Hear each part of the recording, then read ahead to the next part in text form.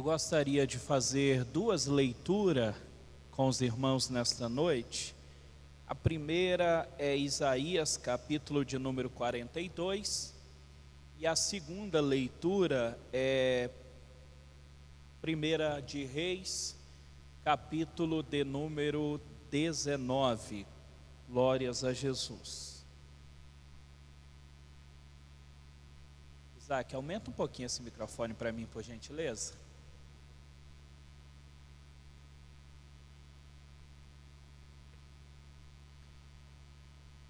Isaías capítulo de número 42, versículo 3, põe alguma coisinha para marcar. E 1 de Reis, capítulo de número 19. Pastor, nós estamos estudando Romanos, verdade. Falta apenas 2 capítulos para concluir o livro de Romanos. Mas, entretanto, sobretudo, Deus colocou esta palavra no meu coração para essa noite. Os irmãos encontraram? Isaías capítulo de número 42, versículo 3, diz assim a palavra do Senhor. Vou contar até 3 e vocês irão ler esse texto. 1, 2, 3.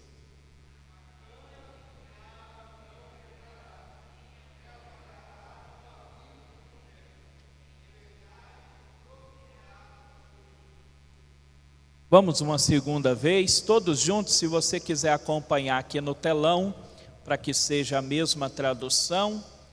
1, 2, 3.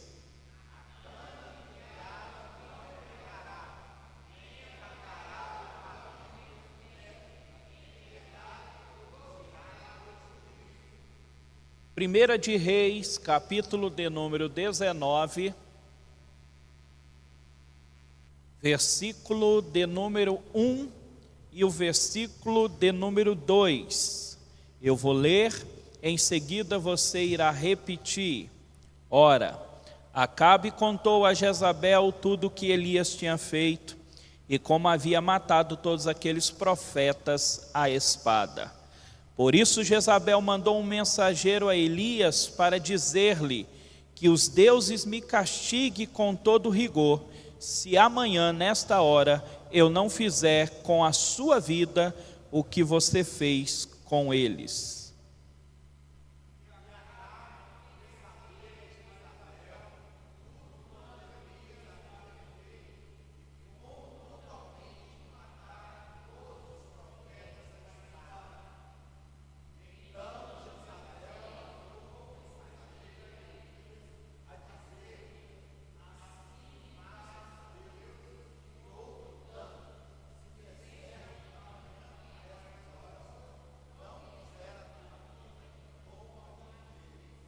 Curve a sua cabeça, por gentileza. Grandioso Deus e maravilhoso Pai, te damos graça, te louvamos pela tua infinita graça e misericórdia dispensada sobre a vida de cada um dos teus filhos. Eu te louvo, meu Pai, porque mesmo em meio ao cansaço, em meio à fadiga, à tribulação do dia a dia, os teus filhos reservaram este momento para poder estar na tua casa. E por isso te louvamos e te agradecemos, em nome de Jesus, em nome de Jesus. Amém? Meus queridos, eu te peço alguns minutos da sua atenção para que possamos meditar um pouquinho nesses 2 textos, e eu quero fazer um paralelo com esses 2 textos que nós acabamos de ler.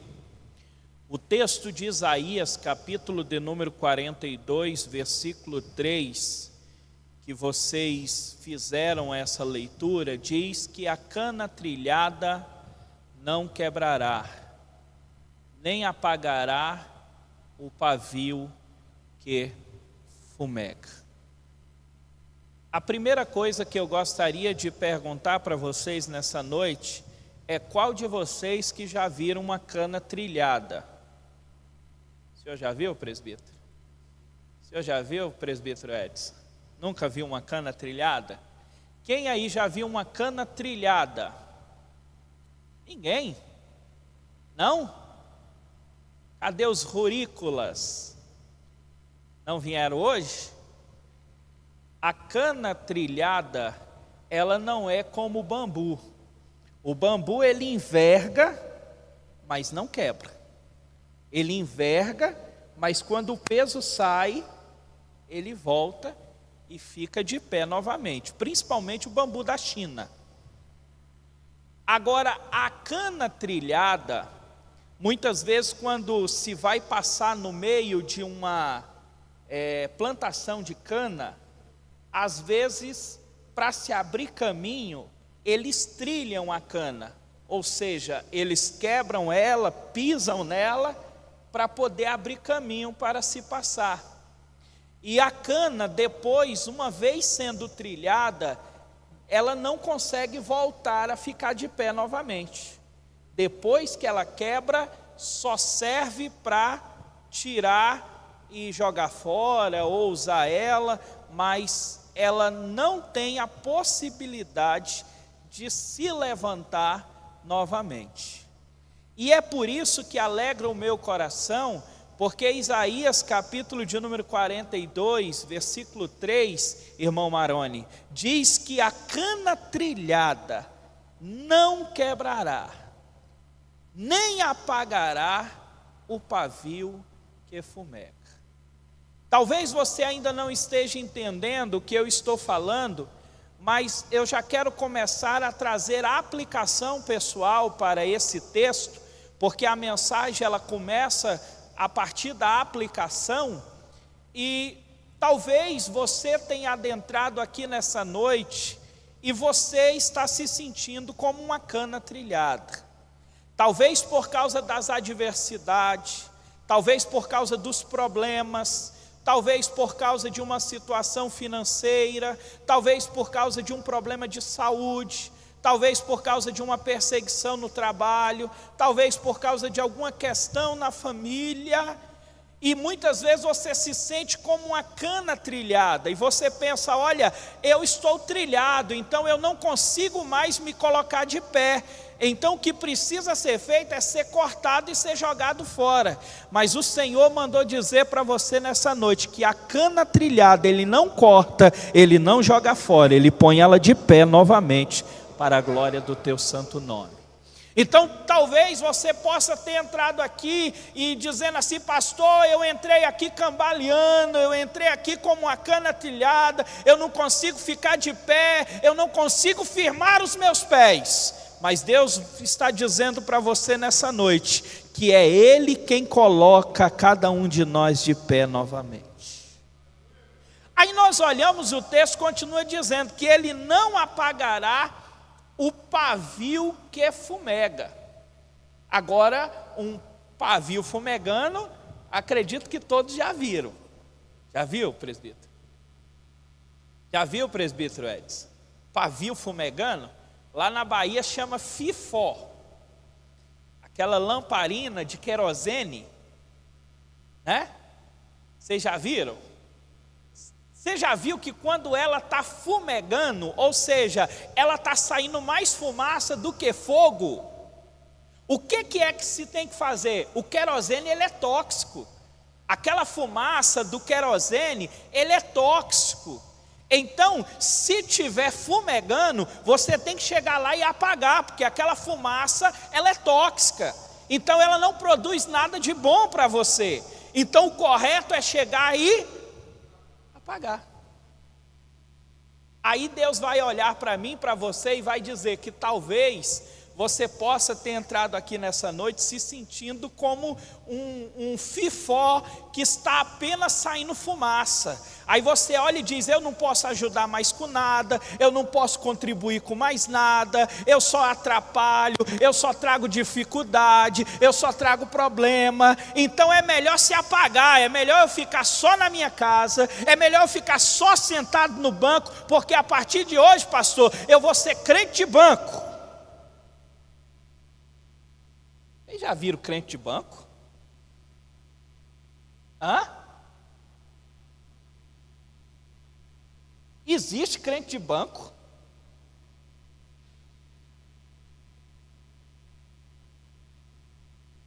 Existe crente de banco? Existe. Parafuso e prego.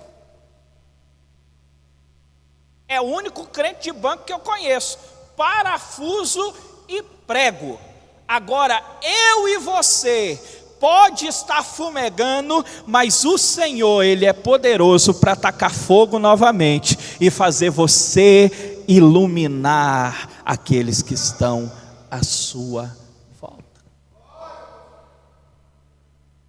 Mas quando eu olho para esses dois textos, eu começo a buscar e tentar entender na prática se Deus já fez isso com alguém.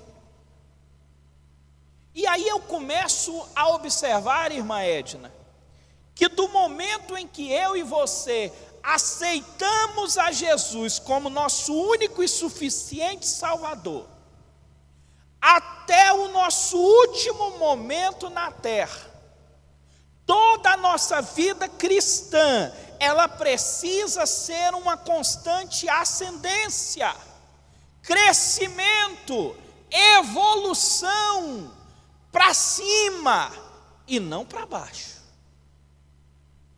O gráfico que retrata a minha vida e a sua vida cristã deve ser uma linha reta, ascendente, sempre, pois foi para isso que Deus me chamou, foi para isso que Deus te chamou. Se você pegar o texto de Provérbios, capítulo de número 4, versículo de número 18, você vai ver lá escrito assim: mas a vereda do justo é como a luz da aurora, que vai brilhando mais e mais, até ser dia perfeito.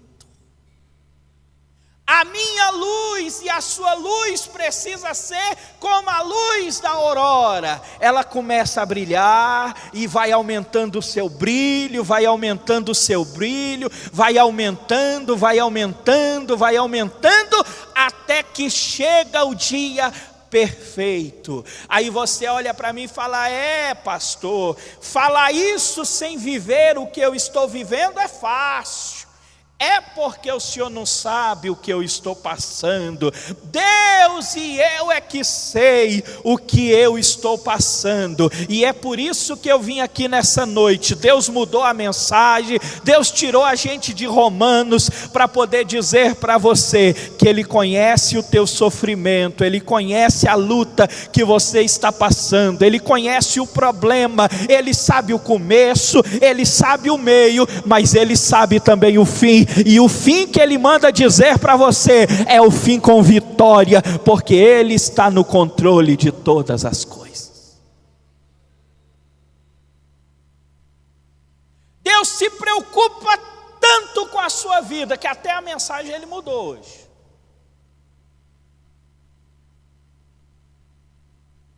E você fica dizendo que parece que Deus não está vendo.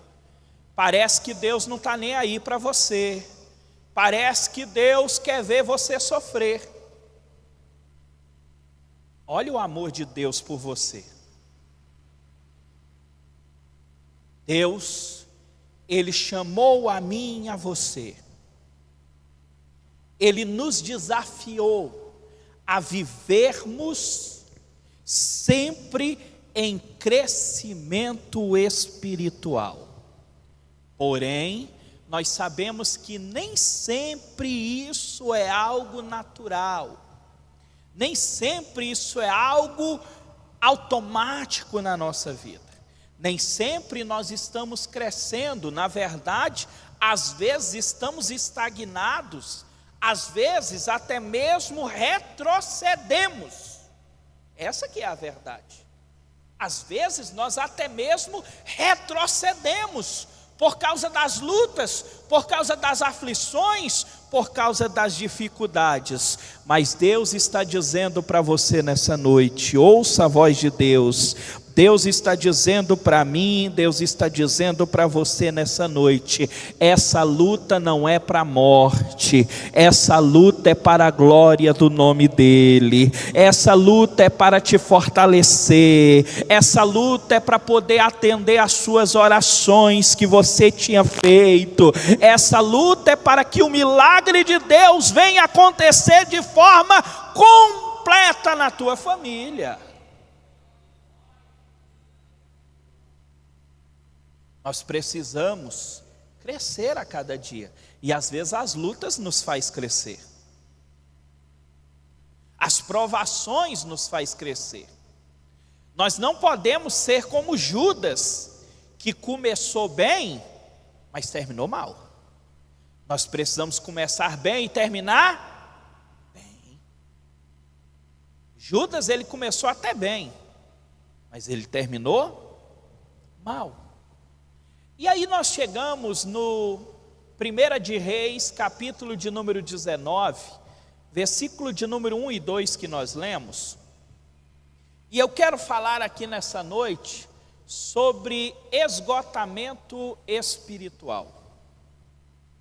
Eu não sei se você já passou por isso, mas há momentos que nós vivemos alguns esgotamentos espirituais. Há momentos que nós passamos por situações que bate tão forte que nós pensamos que é o fim. E quando nós olhamos para 1 de Reis, capítulo de número 19, nós precisamos dar uma olhada no contexto. E aí nós vamos entender que em 874 a.C., levanta-se no trono de Israel um homem chamado Acabe. Acabe, ele é considerado como o pior rei que o reino do norte já pôde conhecer. Ele ainda casa com a tal de Jezabel, e Jezabel, ela começa a implantar o culto a Baal. Jezabel começa a colocar o povo para agora adorar a um Deus estranho.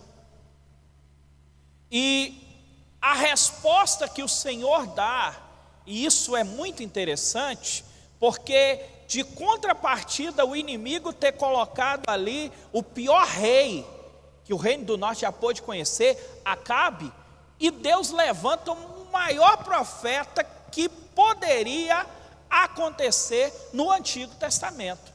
Deus levanta um homem chamado Elias. Elias o Tisbita. Tisbita fala da onde ele vem, de Tisbé, e por isso é chamado de Elias o Tisbita.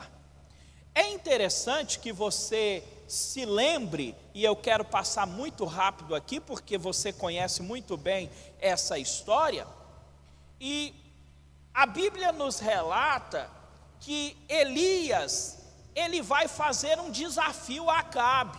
Se você pegar a 1 de Reis, capítulo de número 18, você vai ver que Elias vai fazer um desafio para Acabe. Elias vai olhar e vai dizer, olha, durante este ano não vai mais chover. E só vai chover segundo a minha palavra. E aí você conhece muito bem que agora Elias vai lançar um desafio e dizendo assim, olha, vamos fazer o seguinte, nós vamos fazer um desafio, nós vamos clamar, nós vamos fazer o altar e nós vamos clamar.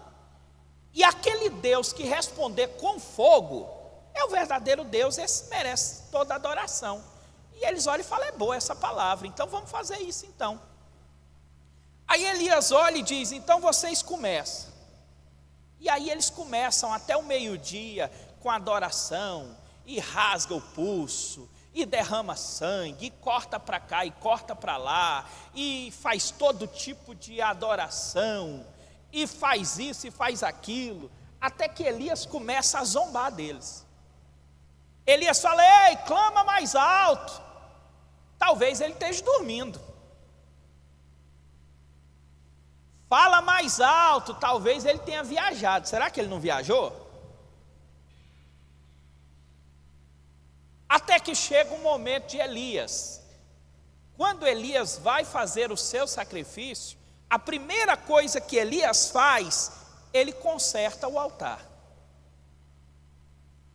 Você quer ver fogo de Deus cair no teu altar? Conserta o altar.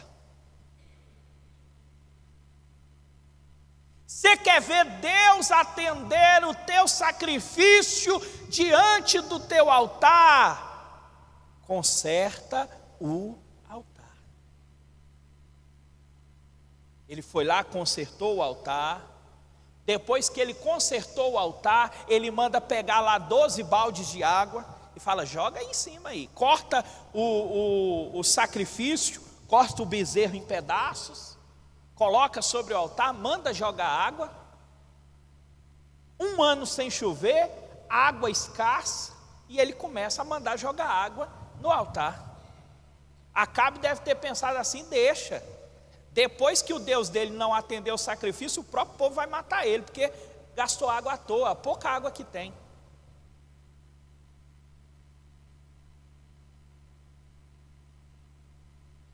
Só que quando Elias começa a clamar, o fogo do céu desce, e não somente o sacrifício foi aceito por Deus, mas até a água que estava no rego, ela foi lambida. Sabe por quê? Porque quando eu e você nos apresentamos diante do Deus desta igreja, não há demônio que possa ficar de pé, não há macumba que possa ficar de pé, não há levante do inimigo que prospere, porque maior é o que está conosco do que o que está no mundo. Só que aí quando o milagre acontece, quando Deus atende, o próprio povo falou: então agora nós vamos matar esse povo aí, esse profeta de Baal aí tem que morrer. E eles matam todos os profetas de Baal. Tenta raciocinar comigo, você vai entender onde eu quero chegar com vocês. Você já imaginou isso acontecendo hoje? Porque os profetas hoje da internet, eles já começam assim: eu vim aqui trazer uma revelação de Deus, só esse ano Deus já me deu 50 revelações e todas elas aconteceram. Eles começam assim. É ou não é? Eles começam tentando provar quem eles são. Imagina um milagre desse no currículo. O fogo que desceu do céu. Pensa. Elias estava bem na fita ou não estava? Estava bem na fita, não estava? Só que, aqui é onde eu quero chegar com vocês. A Bíblia diz que quando todos os profetas são mortos, Acabe chega em casa, e aí está aqui o versículo 1 e 2 que nós lemos. Acabe chega em casa triste, com cara de choro, porque Acabe era um rei banana.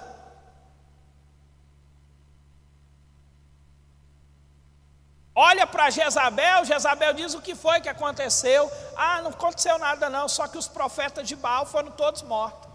Quem foi que fez isso? Foi Elias. Ela fala: não, fica tranquilo. Fica tranquilo. Porque Acabe me julgue, ou melhor, que Baal me julgue, se amanhã, nessa mesma hora, aquilo que aconteceu com os profetas de Baal, eu não faça com Elias. Ou seja, ela ameaçou Elias de morte. Deus não tinha acabado de fazer um milagre bem grande? Elias não poderia enfrentar essa mulher? Será que se ele tivesse enfrentado, Deus tinha dado vitória para ele? Teria, não teria? Mas o que foi que Elias fez? sabe o que foi que Elias fez?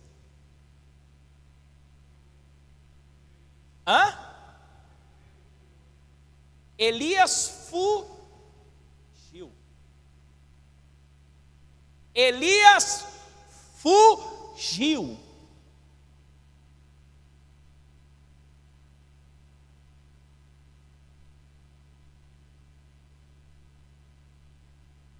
Pastor, onde é que você está querendo chegar? Eu estou querendo chegar que o primeiro sintoma de esgotamento espiritual nós vemos em Elias. Que algumas pessoas chegam a dizer que ele estava com sintomas de depressão. Primeiro sintoma, a fuga. O homem de Deus chamado Elias, ele ouve o desafio, só que agora o desafio não é de Acabe, o desafio ele é de Jezabel, e ao invés de Elias enfrentar o desafio, ele resolve que ele tem que fugir. Olha o versículo 3 do capítulo 19 aí, você está com sua Bíblia aberta? O que vendo se levantou e para escapar com vida se foi e veio a Berseba, que é de Judá, e deixou ali o seu moço.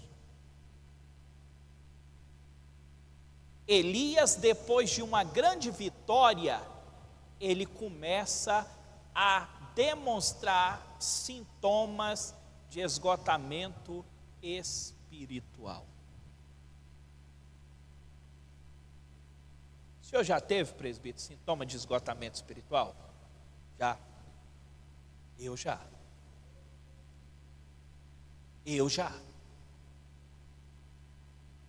Sabe aquele momento que você chega em casa, aí você arranca a gravata, joga assim, fala: eu não quero mais usar gravata, não quero mais usar terno, não quero mais saber disso não. Sintoma de esgotamento espiritual. Aquele momento que você pega o playback, joga lá no fundo da gaveta e fala: a partir de hoje eu não quero mais oportunidade. É sintoma de esgotamento espiritual. E Elias estava vivendo esse sintoma de esgotamento espiritual. Mas para você que talvez adentrou aqui nessa noite, está vivenciando sintomas de esgotamento espiritual, 2 Timóteo capítulo 1, versículo 7 diz: porque Deus não nos deu espírito de temor, mas de fortaleza, de amor e de moderação. O Espírito do Senhor que desceu sobre a minha vida, que desceu sobre a sua vida, não é um espírito de temor, de medo, mas é um espírito de fortaleza. Você é forte no Senhor, então você precisa permanecer firme. Você é forte.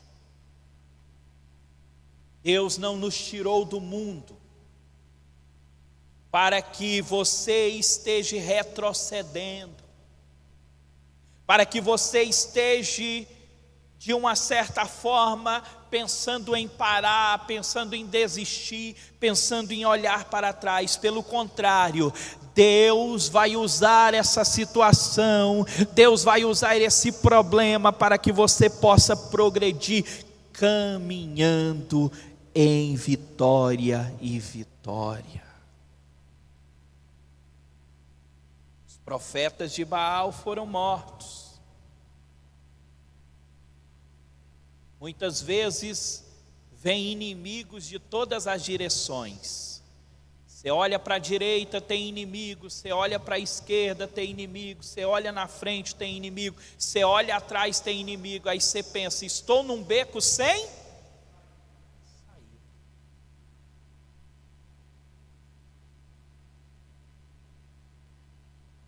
Mas a palavra do Senhor no Salmo 91 diz que pode se levantar 11.000 contra você, mas todos eles vão cair.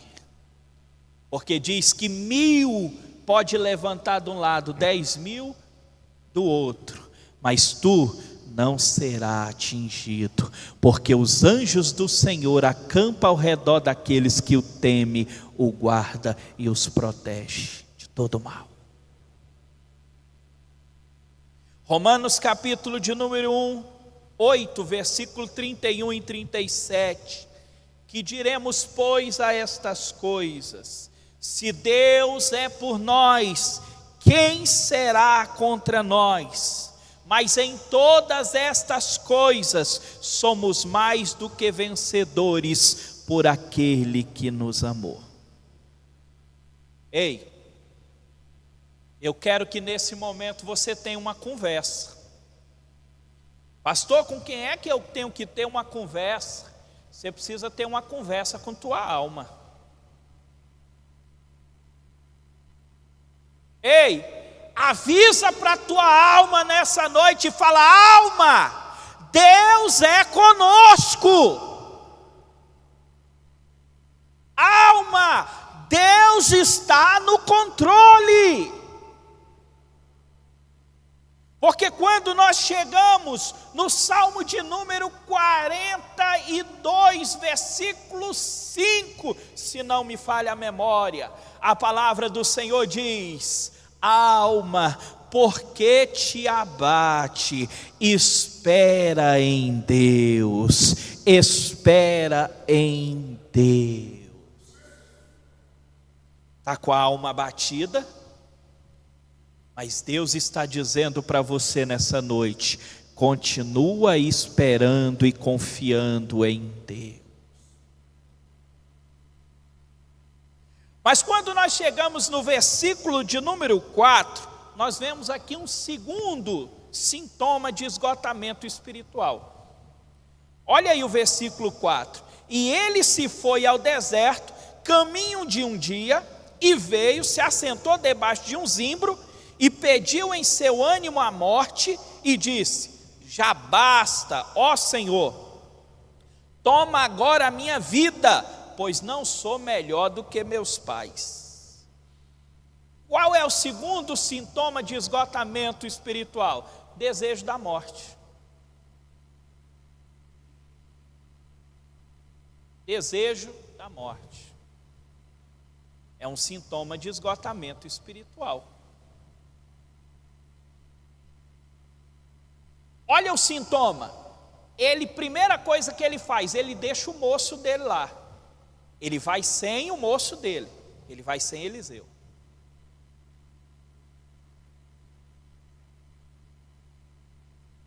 Muitas vezes, quando nós estamos vivendo uma situação difícil, a tendência é nos afastarmos das pessoas. Nós mesmos pensamos assim: ninguém pode fazer nada por mim.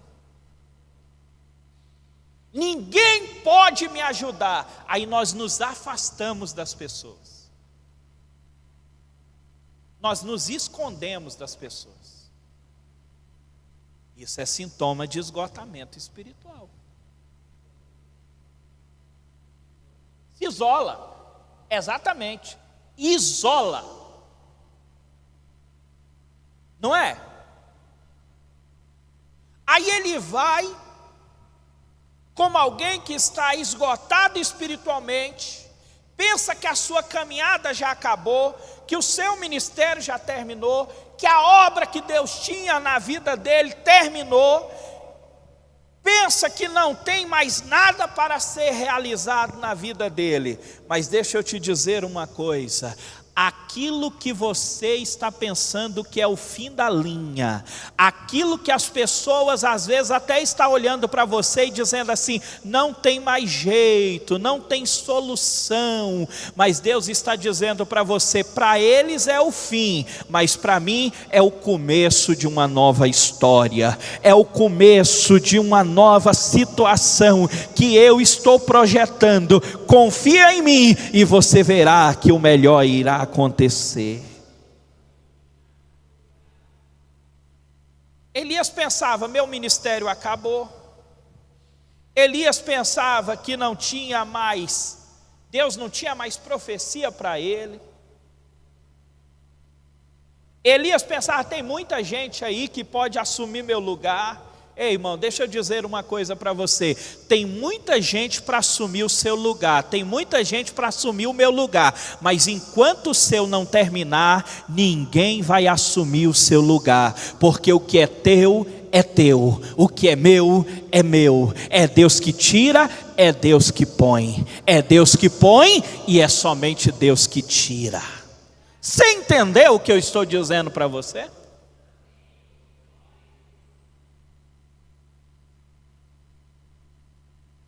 Eu vim aqui nessa noite para dizer para você que talvez possa até achar que o seu ministério tenha acabado, mas Deus está dizendo para você, eu vou restaurar o seu ministério.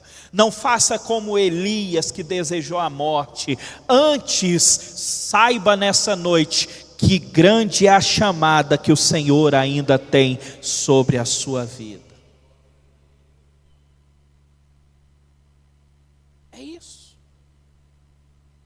Ezequiel capítulo de número 33, versículo 6 diz: mas se quando o atalaia vir que vem a espada, não tocar a trombeta, e não for avisado o povo, se a espada vier e levar uma vida dentre eles, e este tal foi levado na sua iniquidade, mas o sangue derramado será cobrado da mão do atalaia.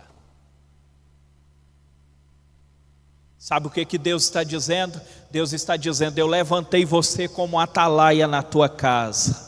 Eu levantei você como atalaia na tua família. Eu levantei você como atalaia na igreja. Eu levantei você como atalaia lá no seu trabalho. Então não volte atrás, não desista, permaneça firme, porque através de você eu vou dar livramento. Através de você eu vou mudar a situação. Através de você eu vou fazer um milagre acontecer.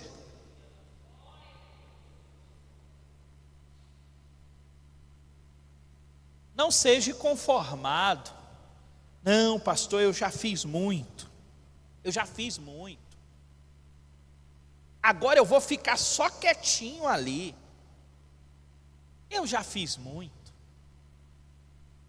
Não é assim que às vezes nós pensamos?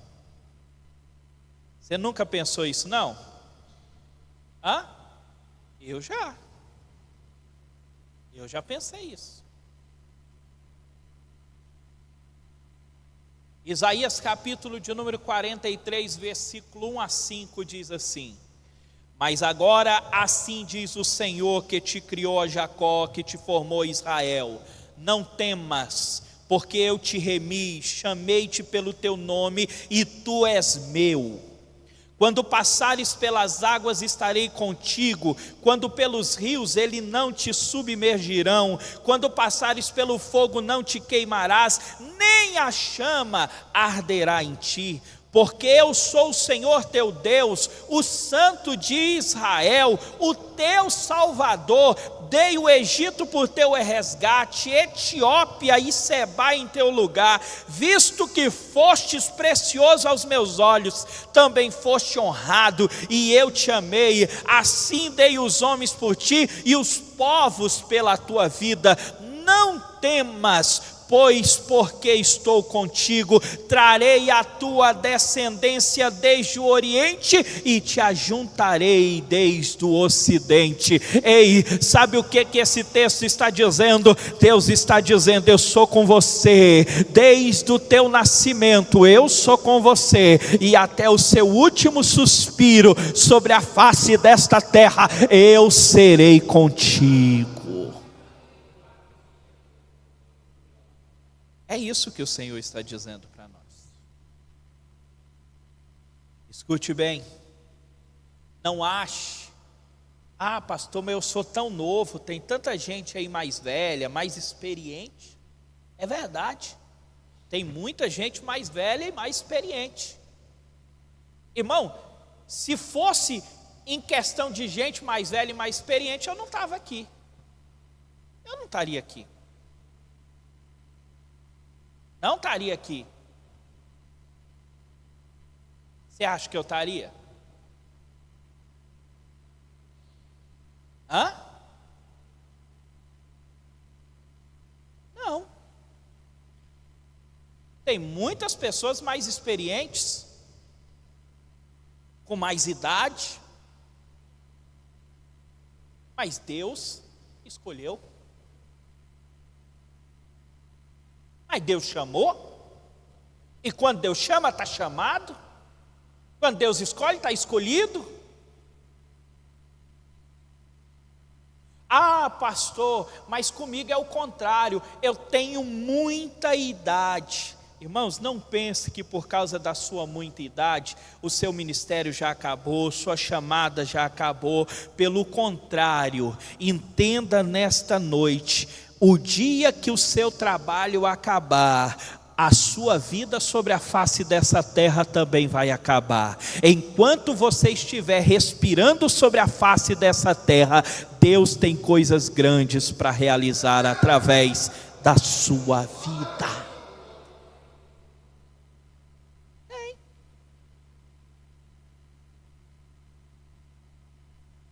Mas Elias, ele vai para um pé de zimbro. Qual é o seu pé de zimbro? Hã? Todos nós temos um pé de zimbro. Talvez é o seu travesseiro. Quando você deita lá, ninguém vê, ninguém sabe, luz desligada, mas o seu pé de zimbro ali. Tem muita gente que se eu trouxesse o travesseiro dele aqui e ele falasse, ele ia contar muita coisa. Noites amargas, noites tribulosas, que o marido não sabe porque já dormiu, a esposa não sabe, os filhos não sabem, ninguém sabe, mas você sabe. Mas escute bem, não é só você que sabe. Todas as vezes que você chega lá no seu pé de zimbro, existe uma pessoa que chega primeiro que você. Essa pessoa é o Espírito Santo de Deus, que já está lá no seu pé de zimbro te aguardando. Talvez seu pé de zimbro é o banheiro, você se tranca lá no banheiro, e aí você vai falar com Deus. Qual é o seu pé de zimbro?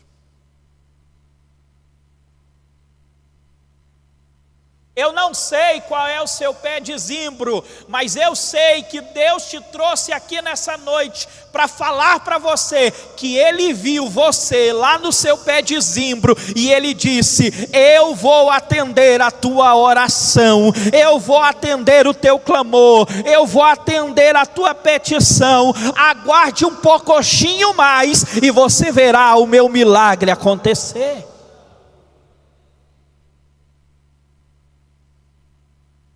Ninguém viu, né? Mas Deus viu.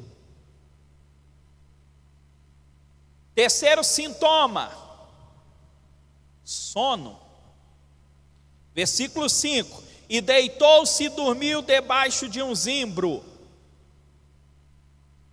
Irmãos, todas as vezes que a Bíblia fala que Deus vai falar com o homem, Ele fala para ele ficar de pé.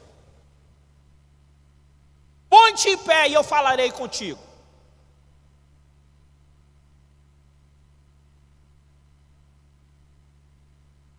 Mas muitas vezes nós nos prostramos, nós paramos, estagnamos, por causa das lutas, por causa das dificuldades, por causa dos problemas.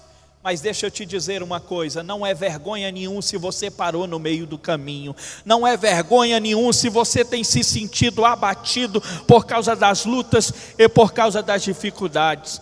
Não é vergonha nenhuma se você estava pensando em desistir, estava pensando em parar. O que Deus marcou esse encontro nessa noite foi para dizer para você que não é hora de parar, não é hora de desistir, não é hora de voltar atrás. Pastor, se não é hora de parar, se não é hora de desistir, não é hora de voltar atrás, é hora de quê? É hora de marchar, é hora de seguir adiante, é hora de romper em fé, porque é isso que Deus tem para a minha e para a sua vida.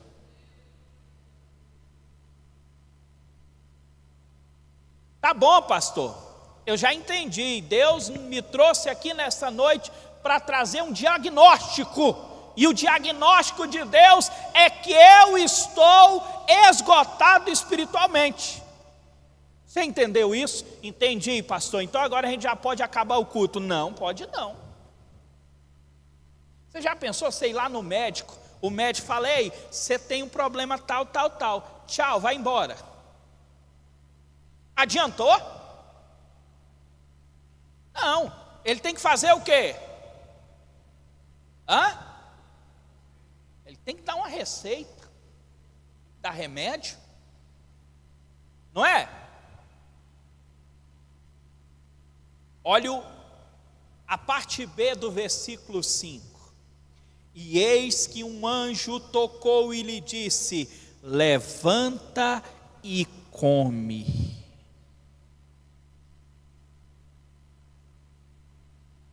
Todas as vezes que você se encontra em esgotamento espiritual, Deus tem uma palavra para você, e a primeira palavra de Deus para você nessa noite é: levanta, come, te alimenta, porque grande é a obra de Deus sobre a sua vida. Ezequiel capítulo 2, versículo 1: e disse-me: filho do homem, ponte em pé, e eu falarei contigo. Então primeiro ele diz: levanta-te. Depois ele diz o que? Come.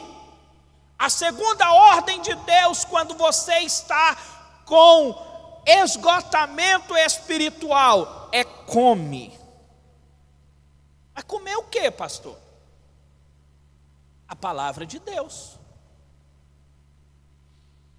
Tem quanto tempo que você não lê a Bíblia?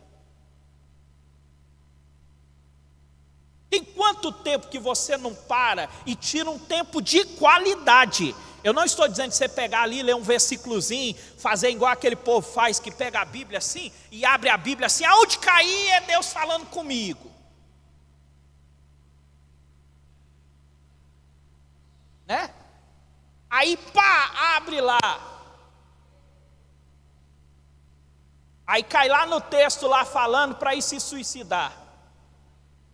Aí fala: nossa, eu vou pedir confirmação, né?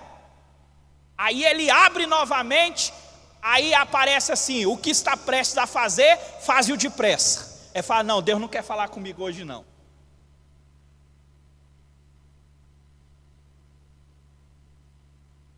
Né? Ou abre a Bíblia, cai naquela página em branco, fala: ih, Deus está em silêncio mesmo, não quer falar comigo hoje.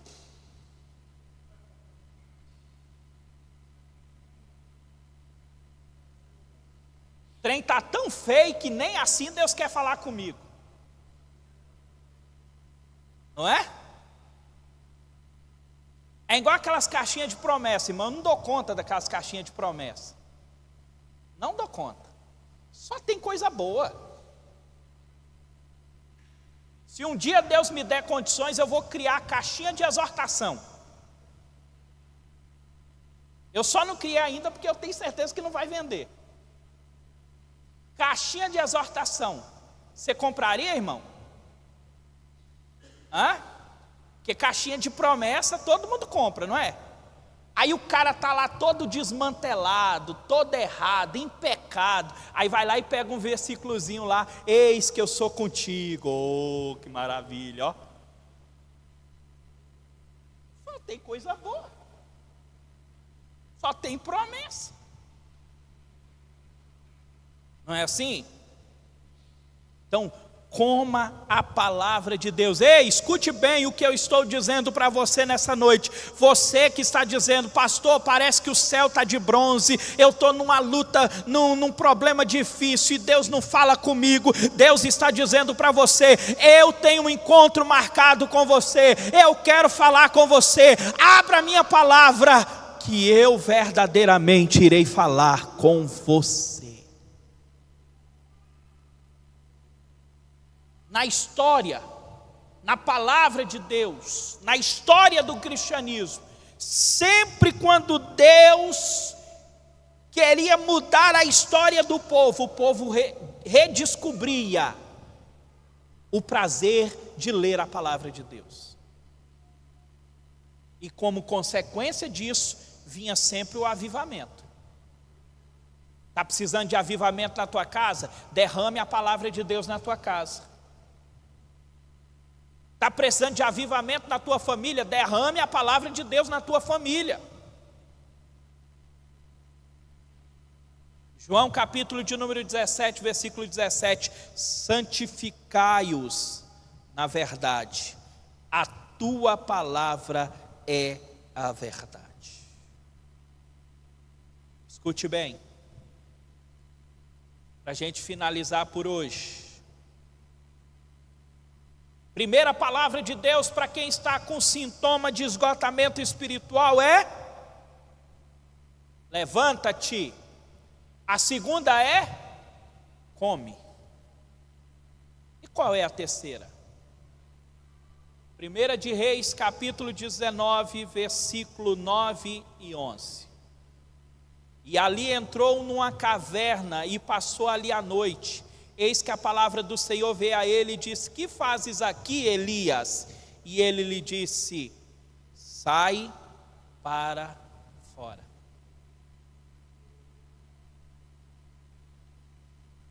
Que caverna foi que você entrou? Porque Deus está mandando você sair dela. Eu não sei qual foi a caverna que você entrou, mas eu sei que Deus está mandando você sair dela. Eu não sei se é a caverna da autocomiseração pessoal. Ah, eu não valho nada, eu não presto para nada, minha família é a menor, minha casa é a menor, não sei o quê. Não sei qual é a caverna que você entrou. Mas uma coisa eu tenho certeza, Deus está dizendo para você: sai da caverna. O que me chama mais a atenção, Luiz Felipe, é porque o texto diz assim: o que fazes aqui, Elias? Sabe o que eu entendo aqui? Eu entendo, Luiz, que quando Elias entrou na caverna, Deus já estava esperando ele lá. Porque ele não chegou e disse: o que tu fazes aí? Ele falou: o que fazes aqui? Ele já estava lá. Ei, posso contar um segredo para você? Você pode fugir para onde você quiser, mas aonde você for, a promessa de Deus, ela vai junto com você. Melhor ainda, deixa eu dizer uma coisa para você: a prova que você está passando, o deserto que você está vivendo, enquanto não chegar o momento de você sair desta prova, deste sofrimento, você pode parar de ir para a igreja, você pode parar, você pode mudar de cidade, você pode mudar de país, você pode mudar do que você quiser, mas para onde você for, o deserto vai junto com você.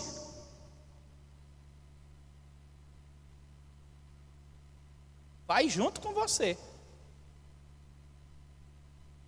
Porque tem gente que às vezes pensa: estou no deserto, vou mudar de casa, vou vender carro, vou vender casa, vou morar lá no deserto, vou morar lá no meio do mato, para mim poder sair desse problema. Mas o deserto não está onde você está, o deserto está em você. Enquanto não acontecer o que Deus quer fazer na tua vida, aonde você for, o deserto vai junto com você.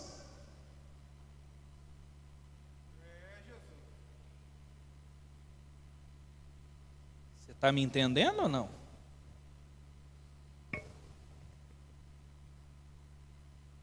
Elias, o que fazes aqui? Vem para fora. Vem para fora, Elias, porque eu ainda quero te usar. Vem para fora, Elias, porque eu ainda tenho um propósito na tua vida. Vem para fora, Elias, porque pode ser que ninguém espera mais nada de você. Pode ser que já estão dizendo, morreu aquele profeta se acabou. Mas eu estou dizendo para você, eu ainda confio em você. Eu ainda tenho algo para realizar através de você.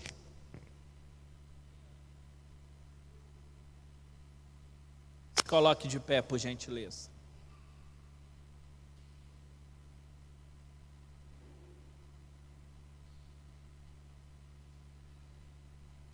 Talvez você se sente como Elias.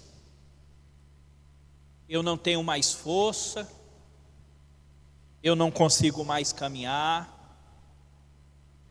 eu só quero deitar e dormir, eu quero ir à igreja somente por religiosidade, vou ser crente de banco, igual parafuso e prego. Eu não quero mais nada com nada, eu não quero cargo na igreja, eu não quero isso, não quero aquilo.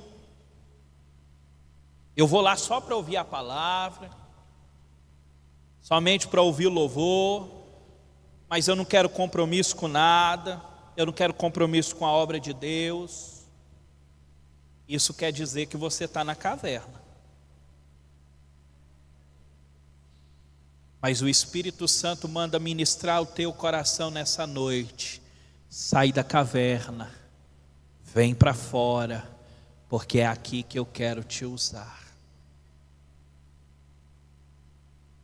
É aqui que eu quero fazer algo extraordinário na sua vida.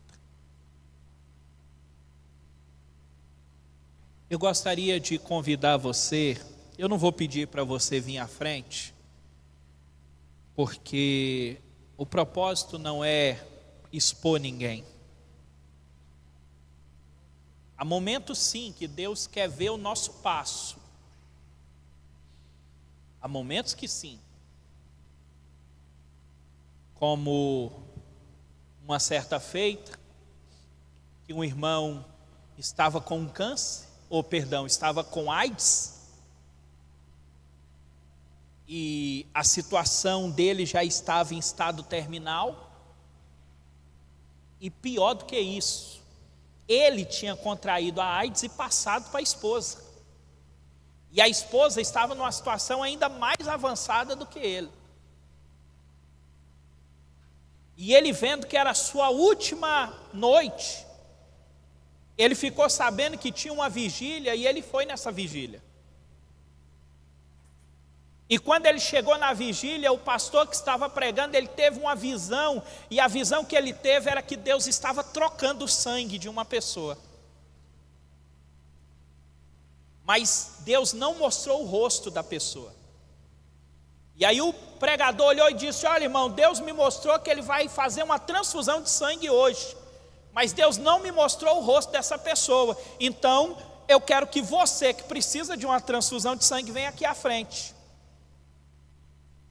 Então precisava que a pessoa se manifestasse. E aí aquele irmão levantou, sou eu pastor, sou eu, e veio correndo à frente, falou, pastor, eu tenho AIDS, minha esposa pegou AIDS também de mim, e estamos em estado terminal. E aí ele disse que o pastor colocou a mão sobre a cabeça dele, orou, ministrou, ele sentiu como que o sangue estivesse sendo realmente trocado naquele momento. Ele sentiu o corpo todo formigando. E ele voltou para casa tendo a certeza que Deus havia curado ele naquele momento.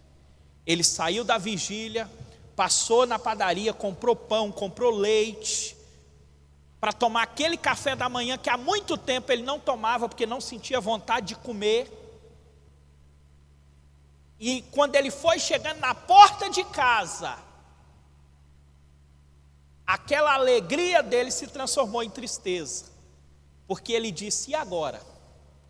Como que eu vou chegar para minha esposa e dizer para ela que eu passei AIDS para ela e eu fui curado e ela não.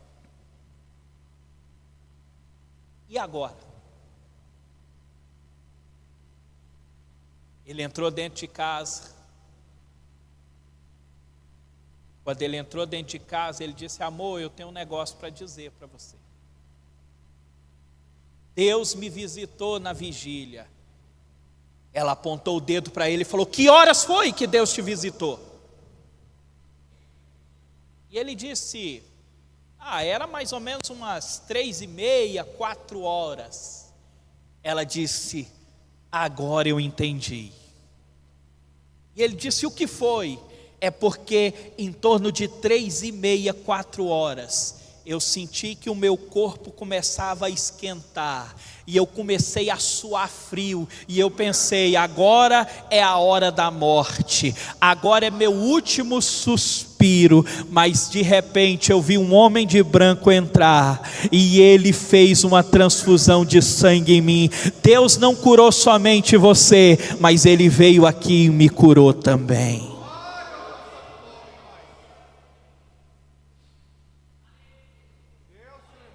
Então há momentos que Deus precisa que você dê um passo, mas hoje não é esse momento. Eu quero que você coloque a sua mão no seu coração e eu quero orar por você nessa noite. Maravilhoso Deus e soberano Pai, em nome de Jesus. Pai querido, por meio da Tua palavra nós sabemos que o Senhor não fala com quem está ausente, o Senhor só fala com quem está presente. Pai querido, então se nessa noite o Senhor ministrou essa palavra ao nosso coração sobre o esgotamento espiritual, é porque existe pessoas aqui que precisavam, Senhor Deus amado, ouvir esta palavra. Pai querido, neste momento eu te peço, Senhor Deus amado, que o Senhor renove as forças dos teus filhos. A tua palavra diz que os que esperam no Senhor renovarão as suas forças e subirão com asas de águia. Pai querido, neste momento eu te peço que o Senhor derrame sobre a vida de cada um dos teus filhos o renovo espiritual. Aviva, Senhor, esta vida. Aviva, Senhor Deus amado, esta família. Aviva, Senhor, este lar. E que neste momento, Senhor, eles possam começar a contemplar o agir, o mover, o trabalhar do Senhor em favor das suas vidas. Pai querido, que o Senhor venha fazer milagres acontecerem, e que os teus filhos venham testemunhar que o Senhor verdadeiramente entra com providência nesta noite e faz o milagre acontecer. Pai querido, assim cremos, assim agradecemos, em nome de Jesus, em nome de